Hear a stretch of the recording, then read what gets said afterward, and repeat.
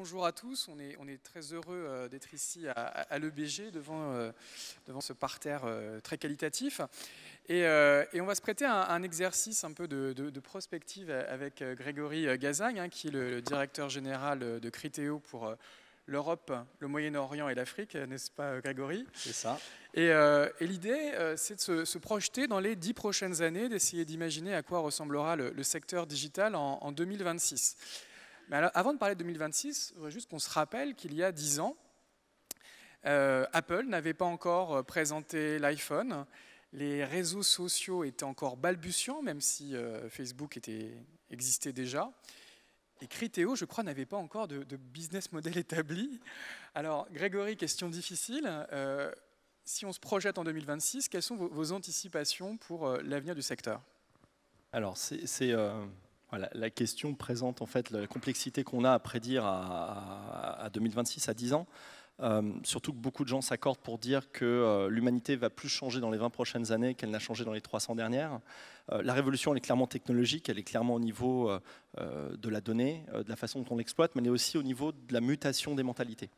Et ce qu'on constate, c'est qu'on a des générations aujourd'hui qui ont envie de faire partie de l'expérience de marque, qui placent l'individu de manière assez haute, mais qui placent la communauté au-dessus, et qui ont, et ça c'est super important pour tout ce qui est la partie e-commerce, qui veulent ce dont elles ont envie au moment où elles ont envie. Et ça, c'est la clé de la compréhension de cette communauté. Les entreprises qui ont compris ces nouveaux codes générationnels, c'est des entreprises qui interviennent sur 4 drivers principaux. Ça va être l'arrêt du gaspillage, donc les Airbnb avec la chambre d'amis qui n'est pas louée, avec Drivey pour sa voiture. Ça va être des entreprises qui travaillent dans la simplification, des Uber, des Lyft, très simplement, ou même des BMW On Demand qui proposent une voiture location à la minute. Dans l'univers du e-commerce, ce qu'on voit, c'est que le point de vente, qui jusqu'à maintenant a quand même été délaissé, redevient en fait un point de vente digitalisé. On a travaillé avec un institut de recherche qui nous a aidé en fait à faire ces prédictions sur 10 ans. Ovum, hein? Pour Ovum, oui, tout à fait. Et donc le point de vente redevient un point indispensable d'interaction avec l'utilisateur. Donc on va avoir, au détriment du stock et de la disponibilité des produits, des points de vente qui vont être convertis en expérience utilisateur. Adidas le fait aujourd'hui avec des murs digitaux où on a accès aux 8000 modèles de chaussures, il y en a 8000 Adidas, qui ont été modélisés en 3D, qui savent détecter si je suis un homme ou une femme. Assez rapidement, je pense qu'ils arriveront à détecter aussi ou à calculer mes mensurations au niveau des pieds pour savoir quel est le modèle de chaussure en fonction de mon activité qui va être le plus adapté à ce que je fais. On a également l'utilisateur qui revient au cœur. Et donc quand je veux ce dont j'ai envie, au moment où j'ai envie, on doit pouvoir lui donner une livraison extrêmement rapide. Donc on en parle beaucoup en ce moment à Paris. Depuis qu'Amazon a lancé la livraison en 1 heure dimanche. Exactement. On a Prime Now avec la livraison en 1 heure. C'est un élément indispensable et c'est un élément de mutation qui va arriver. Alors la livraison par drone, c'est pas encore ça. Ça viendra peut-être. On a des doutes un peu là-dessus au niveau réglementaire. Je l'ai expérimenté au Japon une fois et je trouvais ça assez bluffant. Mais on est dans cet univers-là. Et ensuite, il y a un partenariat qui est en train de s'opérer entre les marques pure player, les magasins, type eBay et Argos en Angleterre. eBay profite des 750 magasins d'Argos pour pouvoir délivrer leurs produits dans des lockers où je vais pouvoir du coup vendre et aller récupérer mes produits de manière extrêmement simple. On a une image souvent conflictuelle de la disruption digitale. Vous nous annoncez plutôt un avenir de coopération entre le on et le off. C'est ça votre vision? La vision, c'est que le mur entre le on et le off, il va tomber. Et il va tomber notamment grâce au mobile, qui est un élément indispensable dans cette coopération en fait, de ces deux univers qu'on a souvent opposés et qui sont en train de merger. On peut dire que le mobile, effectivement, est en train de devenir l'écran numéro 1 de la génération qui arrive, la génération Z, et ça va changer quoi dans la façon de faire du marketing digital? Alors effectivement, le mobile, ça change tout dans ces générations. Alors génération Z, c'est les gens qui sont nés après 95, mais même les millénials, celles d'avant, c'est des smartphones natifs. Donc ah oui, il y avait les digital natifs, là on est carrément sur le smartphone natif. On est sur le smartphone natif, on va être sur l'objet connecté natif aussi, de plus en plus. Et ça change tout quand on regarde sur les 11 000 clients de Criteo, qui sont donc tous des e-commerçants dans le monde. Aujourd'hui, plus de 50% des ventes, elles sont déjà sur mobile, donc sur téléphone ou sur tablette. sont des volumes qui sont extrêmement importants. Et nous, en tant que société, on s'est introduit en bourse il y a 3 ans, on faisait à peine 1% de notre chiffre d'affaires sur le mobile. Au premier trimestre, on a annoncé que c'était plus de 50% du chiffre d'affaires de Criteo. Donc c'est en train d'évoluer. Donc cette année, c'est vraiment la bascule, l'année du mobile qu'on attendait depuis plus de 10 ans. Elle est passée, peut-être même l'année dernière. Ouais, je pense que l'année du mobile, elle est passée il y a déjà 2 ans. En tout cas pour nous, en termes on est une compagnie mobile first depuis cette année, mais c'est en train d'arriver. Et donc ce smartphone, il permet de faire tomber les murs entre le on et le off. On est capable maintenant, grâce au smartphone, d'identifier, d'accompagner les gens dans leur surf, dans les magasins. On met en place des technologies d'iBeacons, donc c'est des bornes, des boîtiers Bluetooth dans les magasins qui nous permettent en fait de faire des ciblages extrêmement précis. Et quand on sait que le e-commerce est 7% des ventes globales du commerce, les achats qui sont préparés sur Internet, c'est 38%. Donc c'est effectivement, ils arrivent en magasin, mais ils sont préparés en ligne. Et quand on arrive à faire le lien, à bien préparer finalement, à comprendre quel est l'utilisateur, ce qu'il veut, de quelle manière l'accompagner en magasin pour lui proposer des produits qui vont être intéressants pour lui, des promotions, on va pouvoir être plus efficace et lui proposer un service qui est plus adapté. Et ça, c'est aussi valable une fois que je suis parti du magasin pour continuer à engager le dialogue. Ça arrive déjà aujourd'hui, on l'a mis en place avec Darty, on fait un test en ce moment, Place de la République. On est capable justement de comprendre le parcours utilisateur on et offline. Et ça, c'est aussi une grande évolution.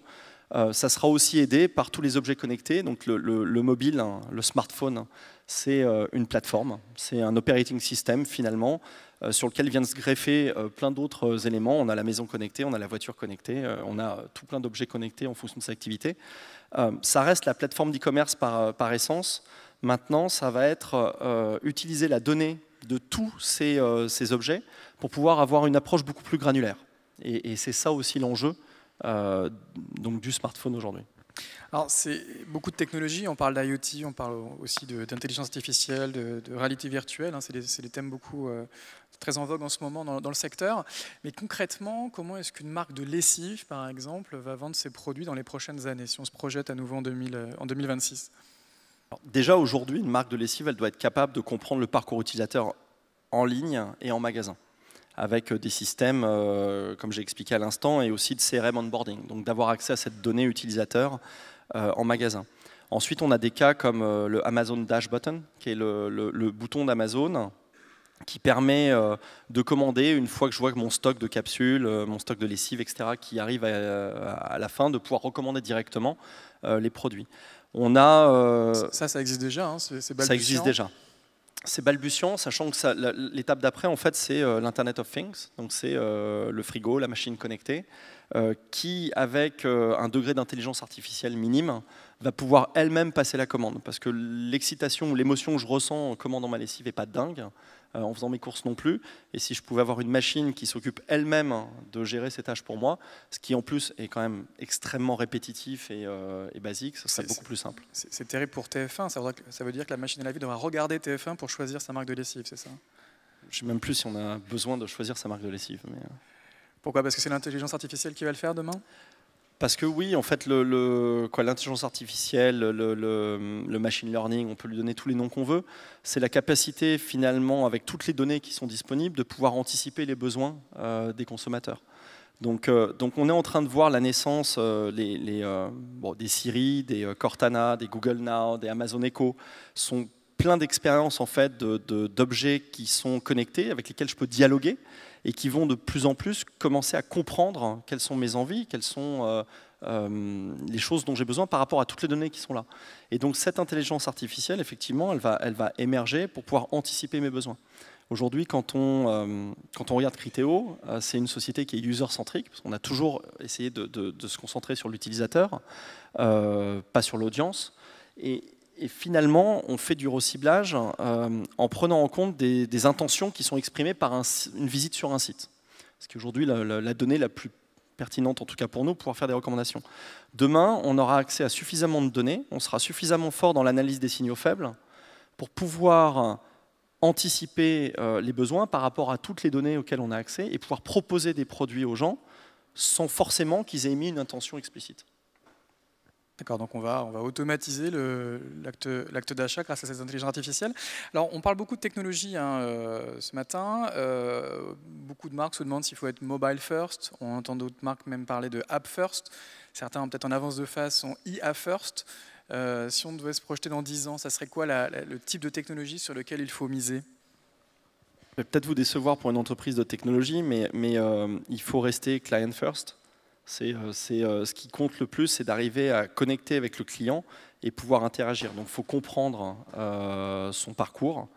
Pour ça, il y a des technologies de cross-device, de multicanal, qui deviennent des vraies stratégies de multicanal. C'est-à-dire qu'on va travailler sur toutes les approches, les leviers digitaux, mais aussi sur les leviers qui sont en dehors, dans les magasins physiques.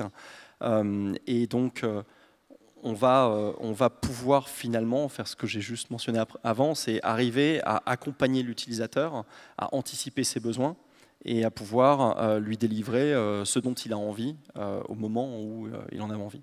C'est-à-dire que Criteo, dans 10 ans, ne sera plus simplement une société de reciblage publicitaire via des réseaux de display, mais se voit comme un véritable acteur du marketing prédictif. Ça serait ça votre horizon?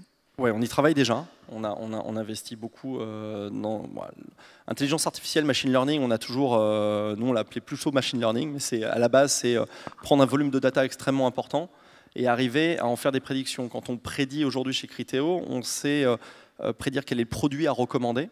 On sait prédire quelle est la publicité qui va interagir le mieux avec cet utilisateur à un moment donné sur le site donné, la couleur, le call to action, etc.